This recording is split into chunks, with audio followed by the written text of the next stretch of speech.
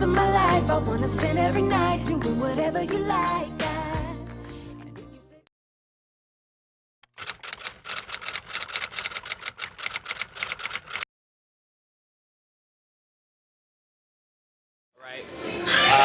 This is my wife, Leah Grant. She doesn't want me to tell her age. She's younger than what she looks like. Let's see, she's a healthcare consultant, and yeah, she's fun, loving, high energy, lights the room up. I mean, overall goofball. That's Leah. This is my husband, Justin. Justin Grant. He is, do you want me to tell your age? We won't tell it. Okay. He's a marketing consultant. I guess the best summarized words will be humble, calm, the complete opposite of me. A lot more giving, loving. He's an awesome person overall. So some of the things that I do consciously to be a better spouse is say I love you a whole lot more. I know that his love language is words of kindness or words of love, so I make it a priority to say I love you, and a priority to say how good he looks and how handsome he is to me, because there's a lot of other women that are probably saying it on an everyday basis. So I want to be sure that he hears it from his own wife, so he doesn't have to worry about hearing it from someone else. Some of the things I do consciously is to make sure and show her my love. One of her love languages is acts of service. So it's doing things to take the load off of her. So it's maybe coming home, cooking dinner, making sure the kitchen's clean, and doing things without having to be asked to do it. That's really, really big on her. So I do that to make sure she knows that I'm listening to her, and especially if she brings something to my attention, that I actually do what I say I'm going to do. I think unconsciously you probably make the vacuum marks inside the carpet. And unconsciously I probably, I don't know, wear heels a little bit more. So those are the only two things. I think for me unconsciously, I think it's how I dress now. I think of I'm just, I finally hit 30, so it's like I have this big closet full of Jordans, and now she kind of made a comment, you look like a rapper, so I've been kind of changing my style up a little bit. And I actually thought about that the other day, like I'm not even wearing my Jordans like I used to, so she kind of said it to me, and I know that she kind of likes when I kind of dress up a little bit, or not too hoodish, quote unquote, but yeah. I would say it's everything but traditional. I travel for a living, so I'm almost on the road every week, which means that he sometimes cooks a whole lot more meals than I'm pretty sure he wants to. He pretty much keeps up with the home since I'm not there on the majority of the days to do so.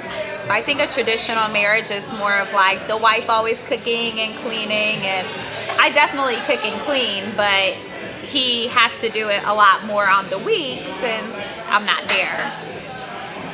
I think non-traditional, just because we've kind of learned that what works in our house doesn't work in anybody else's house. And we're really big on that. We try not to follow other people, it's good to get, constructive criticism from people that have been married a long time or in healthy relationships, but you have to grow with the person next to you, and we have to build our foundation. And coming in on year 3, we finally are starting to understand each other to where we can disagree but still make sure we take care of one another. And we didn't feel that way when we first got married. It was like, oh, we're married, is this going to work? Being honest, is this going to work? But now, like, we had a real bad fallout this week, and I made sure to cook her dinner, and I made sure she ate because I knew she was having a rough day. Even though things were said, it's understanding that she's not having a good day. Let me be the sunlight in her day, and I came home, cooked for her, she said thank you, and the next day we were fine, So I think non-traditional, we're growing together, and that's the biggest thing for us. God is definitely number one. I would say that I don't think our marriage would be as strong as it is if we did not keep him first daily. And even when we argue, it's like we always bring our arguments back to what love is defined in the Bible. Love is kind. Love, basically exactly what God has laid out for us to believe what love is. I believe that's pretty much what we always fall back on. So I would say God. I would say number 2 is communication. We're really big on communicating. Sometimes I feel like, me personally, I over communicate, but I'd rather just be honest 100% of the time. And when you're honest, you don't have to ever worry about getting caught up in anything and things like that. So we're really big on communication, and like that, we're best friends, so we tell each other everything. I think the last one is trust. Yeah. In today's world, you have to have it inside your relationship, and it's hard to have, especially when your past sometimes always catches up to your present, and it's difficult for you to forget your past and live in the present. But I would say trust has definitely gotten us to where we are, and we live 2 completely different lifestyles, whether I'm traveling or whether he's out with his friends. Like, you have to have that trust there and instill it within your relationship, so you never have to worry about anything, pretty much. I actually got one more. She said 3. I got one more. I would say respect. Respect goes a very, very long way. Respect can be a lot of different things, but it comes with communication. But respect is, a good situation was, I was out, a good friend of mine's getting married, and I left a little earlier because I said, hey, I don't want to disrespect my wife and come in too late.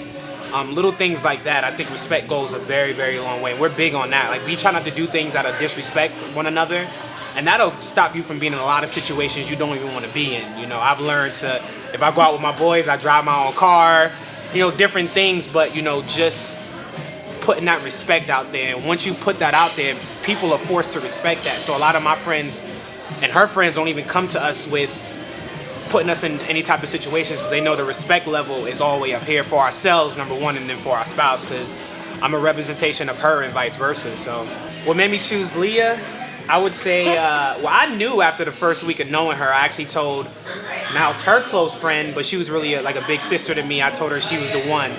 But what made me want to marry Leah was 2 things. The respect she had for herself.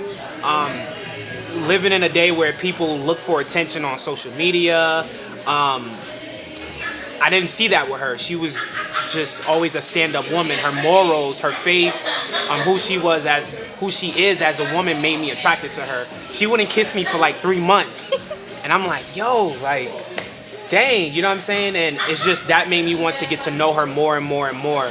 And the second time was, it was actually on my 26th birthday, and we were sitting down at Two Urban Licks talking, and she said, I want to get married. I was like, well, I don't know if I'm ready. Like, why do you want to marry me? And she said, well, I want to be your wife because I want to love and take care of you.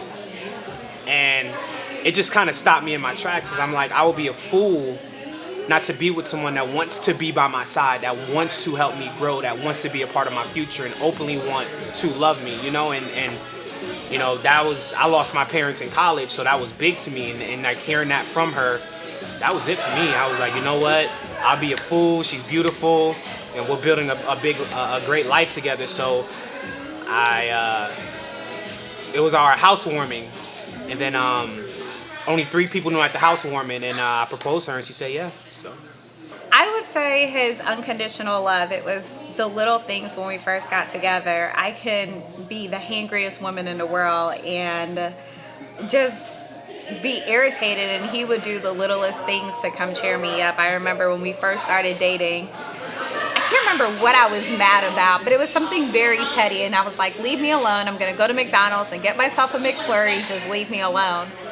And I was just talking to my sister, and he shows up at the door with the McFlurry, and he's like, well, now you don't have to be mad. So he's been doing the little things literally ever since day one. Just when we first met, he'll be like, I know you had a stressful day, so come on, let's go walk around the park and you tell me about your day. And I'm like, this guy really cares, and he doesn't care about what the world thinks about me. He doesn't care about what anyone else thinks or says. He cares about me. And I think that went the longest way, just knowing that it was like his love never wavered, it never failed. It was like he was just always there for me. So I definitely, I don't know, I couldn't see myself with anyone else once we got together and started building together.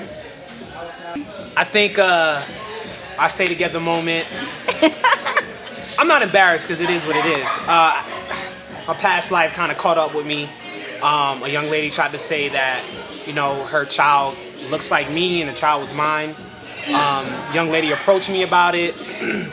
I asked her if she had went to her baby daddy about it. She said no. So I dropped the comment, like, there's nothing we need to talk about. I'm not even getting into this.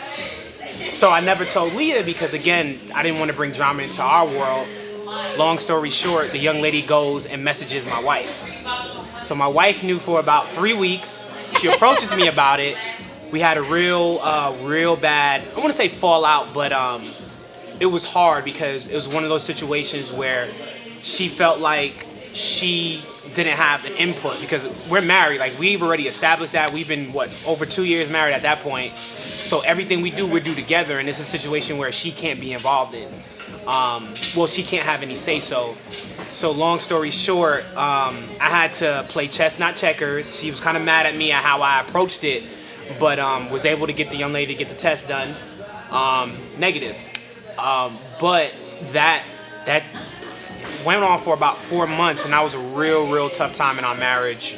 But it literally brought us closer, because even right before we got the results back, we were in Punta Cana for our anniversary, and she said, I kind of lashed out at her. I was upset. A lot of stuff was on my mind, and just she woke me up from a nap, and I kind of like, why are you bothering me? And I just kind of went off, and I went back to the room, and we had a really good heart-to-heart, and she said, you know, no matter what, I'm going to be here. And that was it. I didn't stress about the situation no more, prayed on it, and I literally let it go and got the results back. It was negative, and that was it. When we were, I don't know if we were engaged yet or if we were just dating, but he told me, hey, I want to go out on a guys' night. I just want to go out with the guys and just enjoy myself. And I'm like, oh yeah, no problem. And Atlanta is as big as your palm. Hold up your hand and everyone knows everyone in some way. So I was like, oh yeah, no problem, go out and have a good time. And in the middle of the night, one of my girls sends me a picture. It was actually one of my guy friends, sent me a picture of him sitting at the bar, and there was a whole nother woman there. And he was with one of his guy friends, but there was another woman there. And I'm like, guys' night, and there's a woman there. So immediately I'm like, perfect, I'm in my headscarf, and my bonnet, and my pajamas. I'm gonna show up at this bar. Like, that's it. I'm coming to the bar, and we're all going to have a drink together. But I said no. I'm queen for waiting things out, because I love waiting, because then he doesn't know when to expect it. So he came home and he was sleeping, and it was bothering me. I'm like, I'm going to address this to him. Like, there's no way I'm waiting. So he's in the bed getting ready to go to bed, and he's like, well, you have a good night, babe. And I'm like, well, did you have a good night? Nonetheless, I did argue, because I kind of felt like, how in the world could you tell me that you're going out on a guy's night and have a whole nother woman there? And it definitely did not go down how I thought it went down in my head. Of course, I had imagined this whole scenery, and it was nothing like that. But I think just as a woman, getting a picture of your man with another woman at a bar, that's automatic, packing up your stuff and leaving. And it forced me to realize that what you're seeing may not ever be what the reality of something is. So you always have to like walk through and talk through it. Even though I probably said a little bit more curse words than God may like, we did walk through it and talk through it, and we still got married. That was tough. I got to interject on that one. That was tough because, it was a situation where I could have stepped out, but I did it. And my friend that was with me was like, man, you a better man than me. I was like, I just kind of needed that. In that moment, I needed to know that, am I willing to throw it all away for one night when I could have forever? And I just chose forever. And even though she was upset with me, I kind of told her, we were able to talk about it a couple months later. I said, hey, that was a big moment for me, because I knew I wanted to be with you. I didn't want to be with nobody else. And yeah, that was tough though. I was scared. I'm not gonna lie to you. I still wanted to kill you. I was scared. Her mom told me to. It's funny because her mom is like my mom. Her mom is my mom, and I just call her mom and her dad. And I talked to her. She's like, just go sleep in the other room. She's gonna be mad. We all go through it. If she come at you, just say yes. Just don't argue. And I talked to my cousin about it. She's like, look, you put yourself in that situation, you got to go through it. But that situation taught me to be a man about my actions. If you're willing to go out there and do things, you got to be able to be a man about what you're doing. So I just stay at home now. I stay at home. I play 2K and I go to the gym. You know what I'm saying? And I chill with my brothers, and they know, like, it's funny because I told them, like, I can't go to the strip club no more. And they laugh. I'm like, nah, that keeps my household happy. And I'm cool with that. I'd rather have everything I want versus I don't need that. I don't need no gratification from anybody. I'm past that. Definitely live together before marriage. Best thing my mother ever told me was test drive the car before you drive it, or drive it off the lot at least. I think the misconception about living together is that things won't change. It's, oh, well, let me move in with you because once I move in with you, once we get married, things will be easier, and it's not. Living together before does not make things easier, but it does help you learn the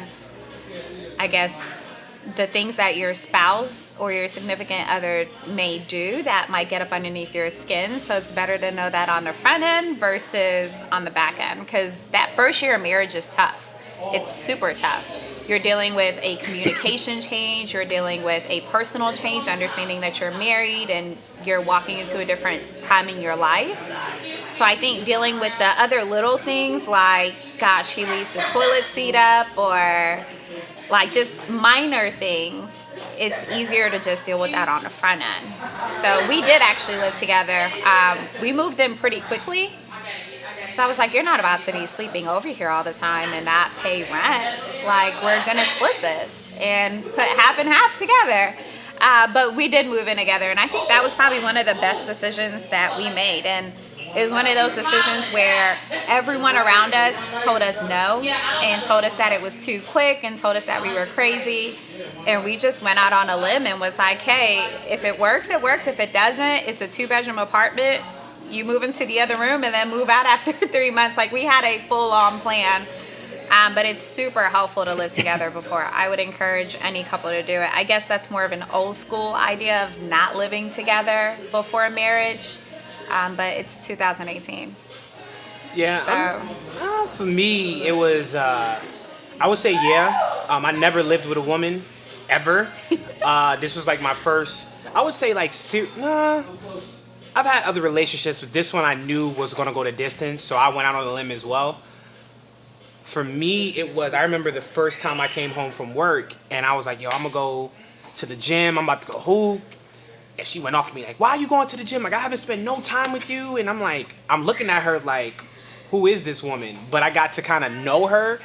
And I think the biggest thing with living with someone is you get to know them, like the good things and the bad things. You get to know the morning breath and after they brush their teeth. I mean, like, it all. Like, you see it all. And, like, I don't know, you know what you can and can't do as well, because you always got to be, like, even though we're married, we've been living together for 6 years now, and that's not long compared to other people, but you learn how to deal with each other. You know, like, all right, I'm going to let her be. I'm going to let him go to his game room, you know, and different things like that. I think you definitely should, because you can get a lot of things out before you go down the aisle, because you don't want to go down the aisle and then have to figure stuff out. We had a lot of things figured out, and I think that's helped us get this far as well, like even with our arguments. And be real with you, we've kind of went out on each other, and we're very prideful. Both of us are like that. And it's like, well, if you feel that way, we can get a divorce. And we've said it before. It's happened, being honest.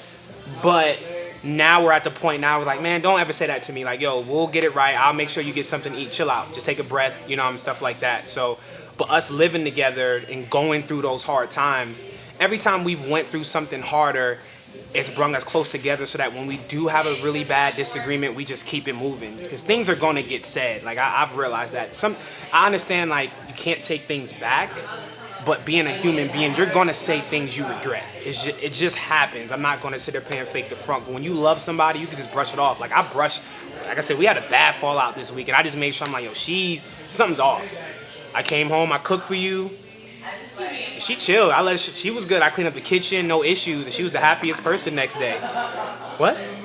Food's the way to my heart. Yes, food's the way to her heart. But yeah, live together, get to know who you're with, show who you really are. Like, she knows, like, I love Dragon Ball Z, video games, playing with my dog, being with her, shopping, but she knows who I am, and I'm glad, like, we went through what we went through together, living together, to understand that. Like, even knows how we sleep. Like, I'm conscious enough to, like, even when she's away on business, I don't sleep right, which is crazy. Even, like, may sound corny, I let the dog come into bed because she's not there, and then I still don't sleep right because I know she's right next to me, and then, like, in the middle of the night, every morning around, about 5 or 6 o'clock, I force her to kind of come into my arms, so that's our little time before we get up for the day. It may sound cheesy, but it kind of sets the tone for our day, and I've been doing that literally for the last 6 years. Yeah, every morning. Fellas, it's not about you at all. Just let that be known. The wedding was tough. It was tough, and some things transpired during the wedding where she had to let somebody go, somebody very close to her. But the one thing I would say is she understood why she was getting married and not focused on just the event. Biggest thing was I actually went to her like, hey, let's do a destination wedding, and it made me fall in love with her even more. My parents aren't here, and she said, well, I don't want to have nothing far because I want to make sure your grandmother's there. Now, mind you, this is a day where the woman gets prepared. It's all about her. And she took the time out to think about my grandmother and think about me and my family. I said, whatever you want, you can get. Just let me know. You know what I'm saying? Because I knew at the end of the day, she knew why she was getting married. She wanted to get married to spend her life with me. But it was tough. I'm not going to lie to you. It was days where she was stressed out. I remember the day of the wedding. So I had it planned out. Me and the guys were going to have our own suite. Everybody loves football in the South. So we were gonna have the games on. I had Angry Orchards, beer, Patron. We was about to get lit. Come down, they double booked our room, so we had to go to a Broken Egg. So I talked to the lady. I'm like, hey, look, we're kind of stuck right now. We have no place to go. I can't see my wife. So the manager came out and said, hey, I'll give you guys a room. You guys can relax. And we just went with the flow. Same thing. I think your veil broke, right? Yeah, well, wedding planning, you stress about everything. Yeah. Someone at that time could have told me that the stems of the roses were going to be white, and I would have thought it was going to be the end of the world. So I would say the wedding planning stage is semi-stressful. I knew exactly what I wanted, and I think every woman knows, or most women know, what they want that special day to look like. So I had this whole vision in my head, and it turned out to be perfect, but it's still stressful going through the process. I wanted this obnoxious cake that was taller than me. I wanted only roses. I did not want any other flower but roses. So it was definitely a stressful phase. I think he only stepped in for the tastings. He was like, oh yeah, cake tasting, I'm there. Alcohol tasting, I'm there. Food tasting, sign me up. But I stressed about everything that was little. But the day of, when you wake up, it's just like a sense of relief almost, because it's like, okay, the day that you have anticipated for so long is here, and what happens that day happens. And the day of was definitely crazy. Yeah. My veil did rip on probably 2 hours before I was supposed to walk down the aisle, and thankfully I got literally a replacement veil in 30 minutes. But the morning of, it was storming, and we had an outside wedding for the beginning. Our reception was inside, but our wedding itself was outside, and I was freaking out because I'm like, how in the world are we supposed to be outside? And my mom was like, relax. If it rains, that means good luck. And I was like, okay, this lady is psychotic. But literally by 4 o'clock, the sun was out, and there was no raindrop or any kind of sign that it was even raining. And it's crazy because all of the weddings I think we've attended ever since our wedding, it has stormed in the morning, not even just rained. But the wedding day, it's amazing because it's your day, and even if it's not perfect to anyone else, it's always going to be perfect to you. So I think for us, it was my perfect wedding day because everything that I wanted was there, but like the key priority was just knowing, as he said, like the purpose of why we were there. And honestly, it could have rained that morning and I would have still think that it was the perfect day, because my whole purpose was to marry my best friend, not for all of the cake and roses and dresses that I was stressing about. So it was funny because when so after we got done with the ceremony, we had 100 extra people show up. How that happens, I have no idea. So they told 260 people yeah total. So they told her, and she immediately looked at me and she said, "Baby, I'm changing. I'm not going to stress out. I'm not going to stress out." And I'm like, I got you. So there's a photo of me rubbing her feet because she was hungry, and she was just looking mad, and I'm just rubbing her feet. And I remember the conversation. I'm like, just chill. You know, they're here because they love us. Nobody's here that we don't like. Everybody's like, a lot of people surprised us, which we're thankful for now, but at the time we didn't really see it. And it took her father, actually, he said the prayer, and he said, "Hey, you know, I know it took a little longer to see everybody down, but I'm thankful that you guys came to witness this, because now you're a part of them. And we're not going to stress about if you didn't RSVP. We're just thankful that you're here." And that many people came to see us. You know, I felt think important. That was heartwarming, yeah, because every single wedding you plan, everyone always says, don't ever expect everyone to show up. It's always going to be less people. Don't ever think that everyone is going to show up. And everyone showed up for our wedding. Like, everyone plus some. It was like, okay, how did you guys find our wedding? Like, how did you know where the venue was? Yeah, so it was heartwarming to know that we were loved by so many people. And my 4-foot cake actually turned out to be handy because we fed everyone. So it was perfect. So couples that are looking to get married, go on to Amazon, go to a bookstore, and invest in a $12 book by the name of 5 Love Languages. 4. Is it 4? I think it's 5. 4 or 5, Google it, whichever one. Nonetheless, it will change your entire relationship. I think one thing that we had to learn along the way was the way that I express love and the way that I receive love is completely different from the way that he expresses and he receives his love. So there were times in our relationship where he felt like, gosh, I'm doing everything. I'm telling you I love you. I'm doing everything I can possibly do. How do you not feel loved? And the same thing vice versa. And that was because he was not speaking my love language. So for me, you can tell me you love me a million times, but if the house isn't clean, I would still feel unloved because my love language is acts of service. So definitely invest in the book, and it will help you even in your friendships and just like your personal relationships around you to learn how to love the person next to you. I know for him, his is words. So I say I love you a lot. But if I were to clean up the house, that's not going to make him feel loved because that's not his love language.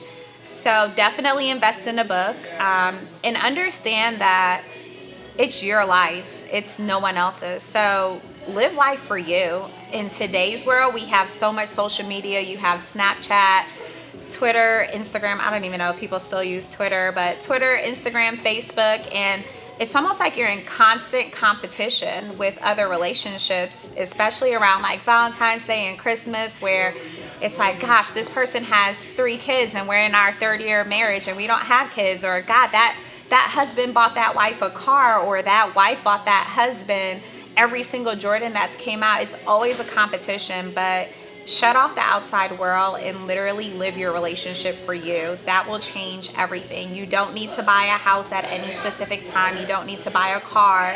You don't need to have kids. You don't need to do anything on anyone else's time except for you and your significant other. So when you're looking at getting married, create your own timeline. Don't go upon what your parents' timeline might be or any of your friends. Just do what you and your spouse feels is best. I would say some advice for people when they are married is never get complacent. I was this scrawny little 150-pound 29-year-old at the beginning of the year, and I said, you know, she actually communicated with me that she likes big arms. I'm like, well, you know, I used to lift weights, you know, maybe I can do something about it. So, you know, I went and got a personal trainer. I didn't tell her this, you know. I went and got a personal trainer, and I'm like 165 now. I love the gym, but she can tell the difference in me, and I can tell the attraction is there. But because I never got complacent, just because I have her, that doesn't mean that somebody else can't take her. I'm not saying that's going to happen. By the end of the day, you know, we do live in a world where you're constantly bombarded with the opposite sex. You can look on Instagram and go to your news feed and it's just other people, you know. So just being realistic, like, okay, I have to make sure I'm doing things to keep her interested and vice versa. Like, she knows, you know, I won't let her cut her hair.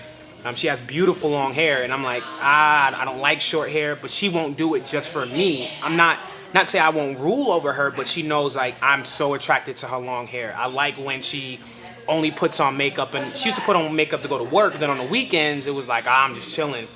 But because she knows I like when she gets dressed up, now she does it in reverse. She goes to work looking like I don't know her, and then but on the weekends she's beautiful, you know. I mean, I'm like, yo, let's go to the mall, let's go do something, because I want to be out with her.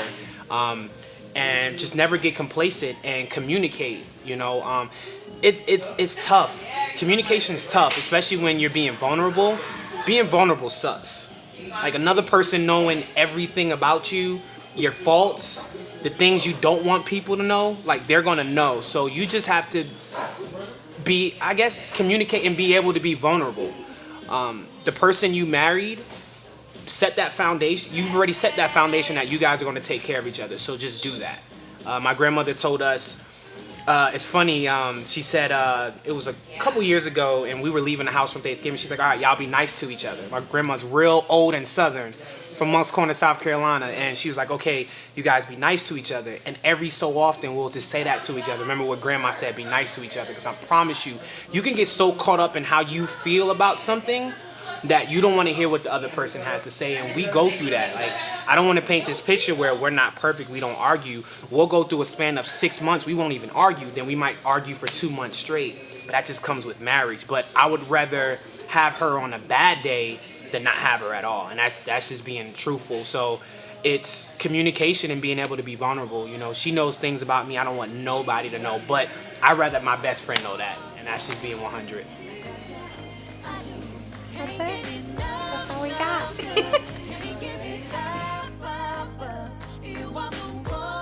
I'd be like, this is Leah. This is Justin. And we're on a set of... Stay together. We're on the set of the Stay Together. We're on the set of the Stay Together. You're not talking real proper, so. We're on the set of the Stay Together. We are on the set on the set of the Stay Together. Of the Stay Together. We're we are different than we are. We are on the There's set a of the Stay apostrophe. Together. I got you. Y'all ready? This is Leah. This is Justin, and we are on the set of the Stay Together. I did it right. I was Back good. it up. No. No, baby. You said we're. We are. I said we are. You say it, and then I'll go with you. Go. We are on the set of the Stay Together. Bam. This is Leah. This is Justin, and we are on the set of the Stay Together. I don't think I looked at the camera. No, because I was trying to concentrate on what to say. No. We are on the set of the Stay Together. Okay. This is Leah. This is Justin. And we are on the set of the Stay Together. I told you, give me my the. Okay, we do it again. We are on the set. Stop at They set. don't have all time. Dipset. Come on. This is Leah. This is Justin. And we are on the set Of the Stay Together. Remember that part. Okay.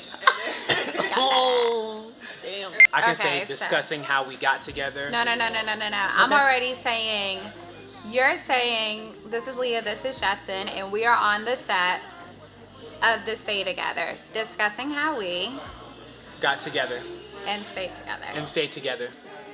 We can say and stay together if you can get that right.